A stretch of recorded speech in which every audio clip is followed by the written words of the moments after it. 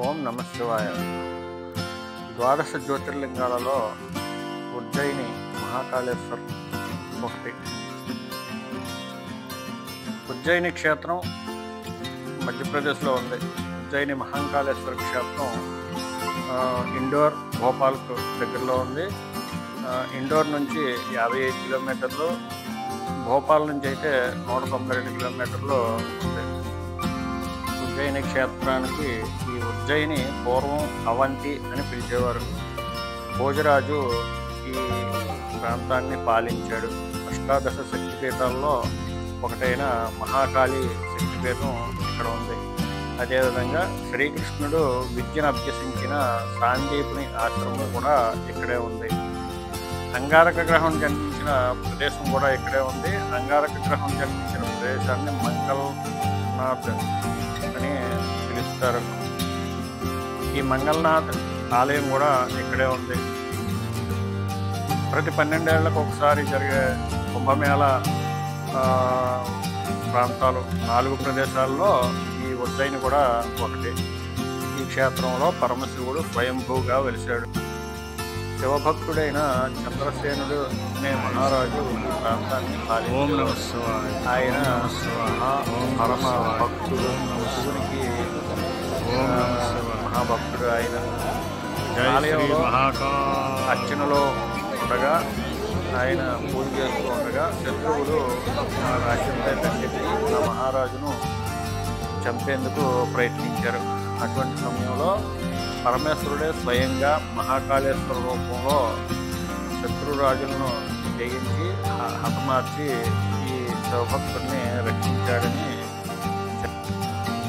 అప్పటి నుంచి ఇక్కడ పరమేశ్వరుడు మహాకాళేశ్వర రూపంలో పూజించబడుతున్నాడని స్థల పురాణం చెబుతుంది. అత్యంత పురాతనమైన ఈ ఆలయం ఏ కాలంలో నిర్మించారనేది పూర్తిగా ఎవరికీ తెలియని విషయం. ఈ ఆలయాన్ని 3 అంతస్తులుగా నిర్మించారు. 3 అంతస్తుల్లో 3 శివలింగాలు ఉన్నాయి.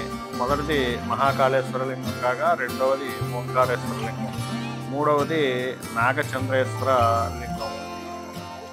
దక్షిణముఖంగా ఇక్కడి స్వామి భక్తులకు దర్శనమిస్తాడు. శివభస్మాన్ని అభిషేకం చేయడం ఇక్కడి ప్రత్యేకత.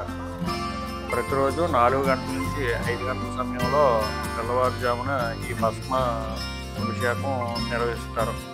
ఈ భస్మ అభిషేకానికి భక్తులకు టికెట్లు అందజేస్తారు. కానీ ఈ టికెట్లు దొరకడం చాలా కష్టం. ప్రతిరోజు ఆన్లైన్లో ఈ అభిషేకానికి సంబంధించిన టికెట్లను చేసుకోవాల్సి ఉంటుంది. 500 మందిని మాత్రమే ఈ భస్మ అభిషేకానికి అనుమతిస్తారు. ఈ ఉజ్జయిని క్షేత్రంలో ఉన్న కాలభైరవ ఆలయంలో స్వామివారికి మద్యంతో అభిషేకం చేస్తారు. ఈ క్షేత్రంలో 2 అత్యంత ఎత్తైన దీపపు స్తంభాలు హారతి వెలిగిస్తారు. ఈ హారతి గంగా హారతిలాగే ఇక్కడ స్వామివారికి ఈ దీపపు స్తంభాలు. ఈ ఆలయంలో స్వామివారిని ఒక్కో రోజు ఒక్కో విధంగా అలంకరిస్తారు. స్వామివారి అలంకరణకు చాలా సమయం పడుతుంది. స్వామివారిని అలంకరించిన రీతి చాలా ఆకట్టుకుంటుంది. ఈ ఆలయానికి కూడా ప్రత్యేకమైన కారిడార్ నిర్మించారు.